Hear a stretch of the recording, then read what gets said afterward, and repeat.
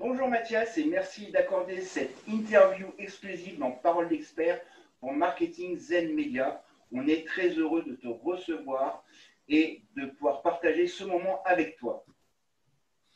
Ça fait plaisir. Ça fait plusieurs années qu'on s'est rencontrés, donc c'était une occasion de se retrouver, donc c'est cool. Ouais, ça va être super cool. Alors, première question que beaucoup d'entrepreneurs se posent, est-ce qu'il est possible aujourd'hui d'envisager une stratégie Facebook sans passer par la case publicité? Oui, oui, oui, mais ça c'est la vraie réponse. Oui, mais Euh, il faut comprendre. Donc pour la petite histoire, nous, comment dire, on a une très bonne relation avec Facebook, tout en haut à Dublin. Donc c'est Dublin qui gère toute l'Europe. Et donc il faut comprendre comment Facebook fonctionne finalement. Facebook aujourd'hui, c'est une société qui vise à gagner de l'argent. C'est une société qui réussit très très bien, qui est une mine d'or pour les actionnaires et qui a littéralement été, ton audience le sait, mais le grand public ne le sait pas. Facebook est une plateforme de publicité. Le revenu principal, plus de 90% du chiffre, c'est la plateforme de pub. Donc, il faut comprendre ce que Facebook veut. Si on comprend bien ce que Facebook veut, ça permet de mieux jouer. C'est comme quand tu vas jouer au tennis, tu connais bien les règles, bah, tu joues au tennis, tu sais que tu dois respecter certaines choses. Quand tu vas jouer sur Facebook, tu sais que le but de la plateforme, c'est de gagner de l'argent. Donc, à un moment donné, tu vas forcément avoir un meilleur traitement. Quand je dis traitement, c'est-à-dire une meilleure récompense à part de l'algorithme, bah, c'est vraiment ça qui te donne ou pas finalement de l'accès si tu payes. Il faut en être conscient. Maintenant, est-ce qu'il y a des choses qui peuvent être gratuites et qui peuvent, donc des mécanismes de promotion gratuits qui peuvent générer de l'attention? Tout à fait. Je pense notamment principalement aux groupes aujourd'hui qui ont encore un moyen un reach, donc une distribution qui est relativement élevée aujourd'hui par rapport à si on compare les pages qui, comment dire, si on a 1 ou 2% de vues sur une page, c'est bien.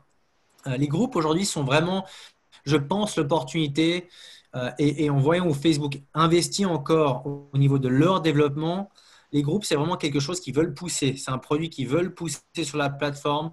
On peut voir sur les applications. Bon, les applications sur mobile sont différentes enfin, par rapport au pays dans lequel vous êtes. Mais moi, si j'ouvre l'application ici, le bouton groupe est en bas sur le menu. Donc, on voit clairement que c'est une propriété, un produit que Facebook veut pousser.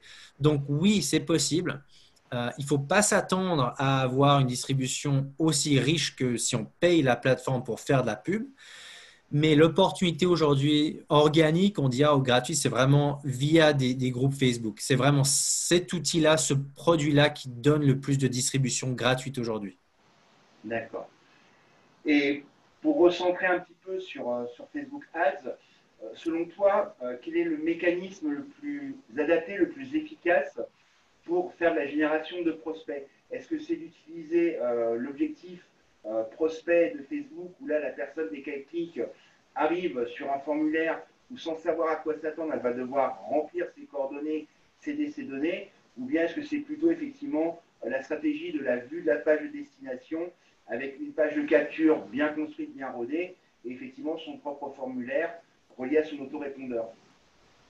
La qualité du lead par expérience, donc ça c'est vraiment notre expérience, mais aussi, enfin, je suis en contact avec beaucoup de mes amis et collègues aux États-Unis qui voient exactement la même chose que ce que je vais dire. L'outil de lead, l'outil natif de Facebook pour générer du lead, la qualité du lead va toujours être plus basse. On n'a jamais réussi à avoir une qualité de lead aussi élevée qu'en faisant passer vers une landing page que nous contrôlons. Donc pour l'annonceur, il va payer plus cher, tout à fait, en sortant finalement l'utilisateur de la plateforme. Il faut comprendre que Facebook fait tout pour garder l'utilisateur sur sa plateforme parce que c'est comme ça qu'il rentabilise finalement la visite et le temps passé par l'utilisateur sur la plateforme. Donc, ce n'est pas du tout dans l'intérêt de Facebook de faire quitter l'utilisateur. Mais c'est avec donc c'est ce mécanisme-là qui permet comment dire, le lead le plus chaud et il sera toujours plus chaud en faisant sortir le lead de la plateforme qu'avec l'outil natif Facebook. Peut-être par la suite, à un moment donné, ils trouveront un bon compromis entre le clic rapide, parce que oui, on a l'inscription rapide, en 2 clics, on est abonné, mais le nombre de fois où on arrive sur une page, on ne sait même pas de quoi il s'agit. Comment dire, on a un haut taux d'abonnement, tu vas avoir 80, parfois 90% d'abonnement, mais encore une fois, ce n'est pas juste une question de volume, c'est aussi une question de qu'est-ce que ce prospect, en l'occurrence, ce lead va faire après l'inscription. Donc, de sortir le lead de la plateforme, c'est vraiment là où tu vas avoir la meilleure qualité. Ça va coûter un peu plus cher que le lead en tout cas, historiquement, mais la qualité va être meilleure. D'accord. Et pourquoi pas un jour voir naître les landing pages de Facebook pour qu'ils nous gardent sur la plateforme tout en permettant plus de flexibilité et de maîtrise. Exact. D'accord. Exact. Et enfin, en tant qu'expert Facebook Ads, c'est un de tes domaines d'expertise, quel serait pour toi le conseil que tu pourrais donner à quelqu'un qui se lance dans la pub? Quelles sont les règles à suivre pour avoir une publicité qui soit rentable? La toute première chose que je dirais, c'est, et je le dis à nos médias buyers, c'est de connaître les règles Facebook. Quand je dis règles, c'est vraiment les termes, ce qu'on appelle en anglais le policy. Donc, les termes acceptables de Facebook. Il n'y a rien de pire que de passer du temps, d'investir des heures, des dizaines, des centaines d'heures pour ensuite perdre un compte Facebook et se faire bloquer. Donc, pour éviter ça, il faut déjà savoir exactement ce que Facebook accepte ou n'accepte pas. Et soit en passant, ces règles changent tous les jours parfois.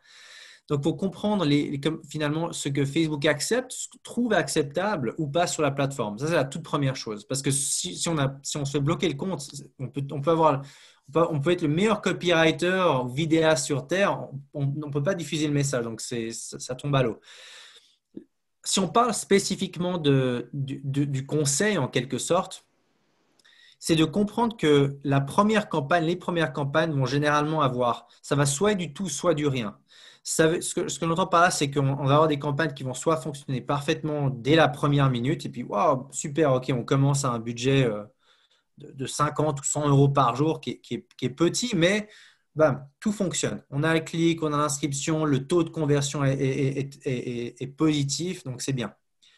Ou bien on a des campagnes où ça va être difficile dès le départ. On va devoir affiner, on va devoir tester l'accroche, l'accroche de la page, tester la pub, utiliser un mécanisme, donc l'outil par exemple de publicité dynamique avec différentes versions du texte, différentes versions du titre, différentes versions de l'image. Donc, nous, ce qu'on remarque, c'est que soit on a des campagnes qui cartonnent, soit on a des campagnes, donc dès le premier jour, qui cartonnent ou qui foirent. Il faut comprendre que la campagne qui foire, c'est pas qu'il faut la jeter, c'est là que le vrai travail commence finalement. Ce que je dirais aussi, c'est de ne pas attendre à avoir des résultats en 2020, toujours 2021 dans quelques semaines. Ne pas attendre. Une des grandes erreurs que font beaucoup, c'est d'attendre des résultats de 2015 en 2021. Ce que j'entends par là, c'est qu'il y en a encore qui lisent des anciennes formations de 2015 où c'était possible de mettre une pub, envoyer une page de capture, avoir des inscriptions à 50 centimes. Ça ne va jamais se passer aujourd'hui.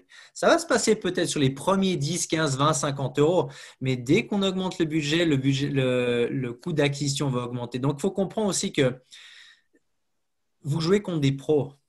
Et vous jouez contre des pros qui ont le budget, qui ont l'expérience, qui ont les équipes. Et il faut être prêt simplement, il faut que le business en arrête, ça c'est vraiment la clé.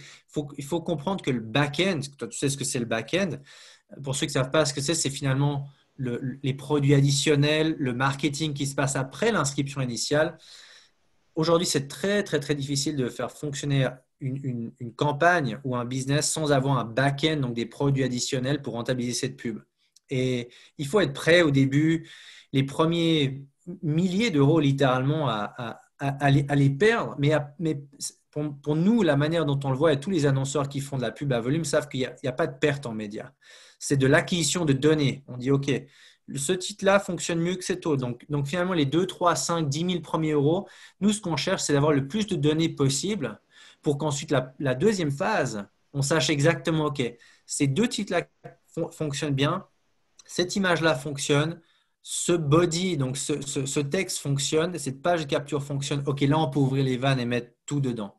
Mais on sait pertinemment que les premiers milliers d'euros vont généralement pas être rentables.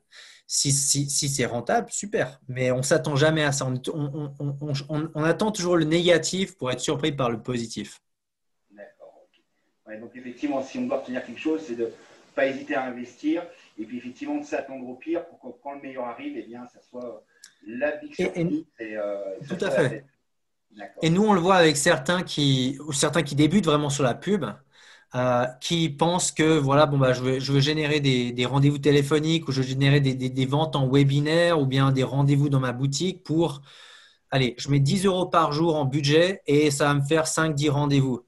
Non, non, ça va jamais se passer. C'est juste, il faut comprendre le coût d'acquisition moyen et ne pas s'attendre à faire un retour de 10 fois, 20 fois ou 50 fois sur son argent.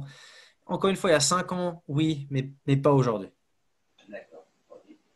Mathias, merci beaucoup de nous avoir accordé cette interview pour Parole d'expert dans Marketing and Media. Quant à nous, on se retrouve le mois prochain avec un nouvel expert qui interviendra dans la rubrique. Et je vous souhaite à tous une bonne journée.